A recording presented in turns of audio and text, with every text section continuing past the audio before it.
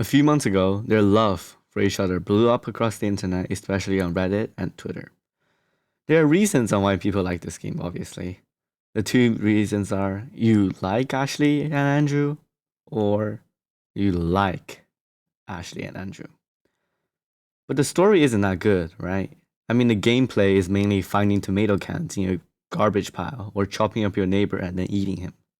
The dialogue is also very interesting.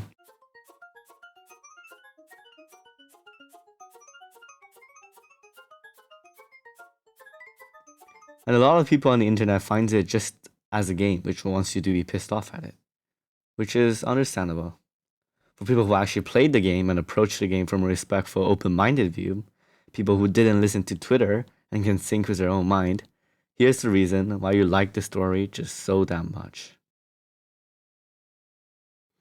It's kind of obvious and stupid for me to say, as the game is literally drawings and color text, but in not being real gives you, the player, the ability to imagine everything in the game. It happens in an extremely dystopian world, like let's say 1984, where everyone hates you or wants you to die. A potentially government approved organ trafficking organization, and of course, the elephant in the room, a literal demon summoning ritual. Now, a way the game demonstrates this perfectly is that it doesn't have any voice acting or any dialogues or cutscenes.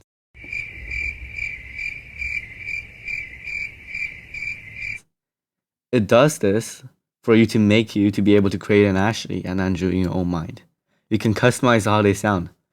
Ashley in your mind can sound like a kawaii anime girl or a Norwegian Viking. That is all up to you to imagine.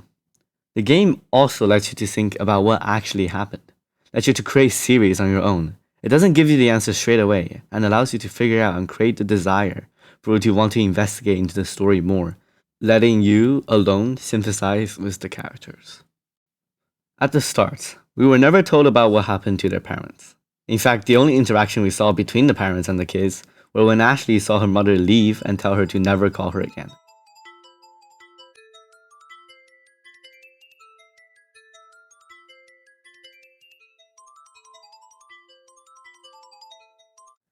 At this point, you're probably thinking, why did she leave them? Or why does their own mother hate them? The next time their parents are mentioned is when Andrew warned Ashley about never telling this to anyone else, not even their parents. From this point, we can feel the passionate hate these two have against their parents, but we don't know why other than they left them to starve to death. That curiosity created in the first episode was answered in the second episode, where other than only being the two siblings, their parents had a major role in the episode. Their parents' role in the episode was mainly giving the reason for players to hate them even more, and trying not to get killed. In the end, no matter our choices, the parents die. Which is really interesting because even if you want them to live, and do accept the olive branch as Andrew, guess what? They still die. Their death is crucial for the progression of the game, because it symbolizes a mystery solved. And this chapter of the story is solved, further encouraging you to solve the next one. The next puzzle is more obvious and yet more exciting. At the end of episode 2, the choices you make reflect the ending and episode 3 roots.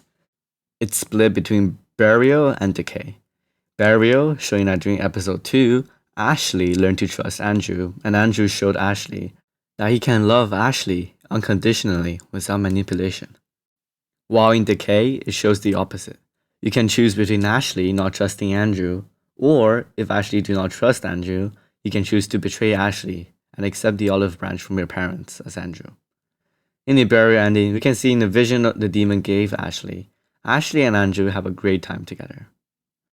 Interestingly, it doesn't bother showing the entire thing completely, only the ending of it, giving us clues such as scratch marks on Andrew's back and bites on Ashley's shoulder, making us imagine the scene in our head instead of giving it to us to see, which is the reason the game is labeled as the family-friendly game. It's a great way to make the player excited and always want the next episode of the game, always leaving an episode on a cliffhanger, letting us anticipate and imagine what happens next. After episode 1, we're left wondering, what will happen to these two outcasts of society? The game wants us to sympathize with these two. We know these two are left to die by their parents, starved for 3 months. giving us a way to justify the first few killings. The first two wardens must be killed. They're the sole reason for why they're starved to half-death in the first place. The cultist was already dead. Without that meat, they might just well be dead as well. The game gives us the reason for killing, while also giving us a moral dilemma. The 303 girl was innocent. Sure, she seduced the guards for some food, but other than that, she did nothing. There was no reason for Andrew to actually kill the girl. Similarly, in episode 2, the game justifies with Andrew and Ashley sacrificing their parents, but then eating them? It just simply doesn't make any sense. Half of the time it's justified, half of the time they would be sentenced to hell. We can only guess and wait to see what happens in the episode. Hopefully it comes sooner than we think, so it answers all the questions left unanswered.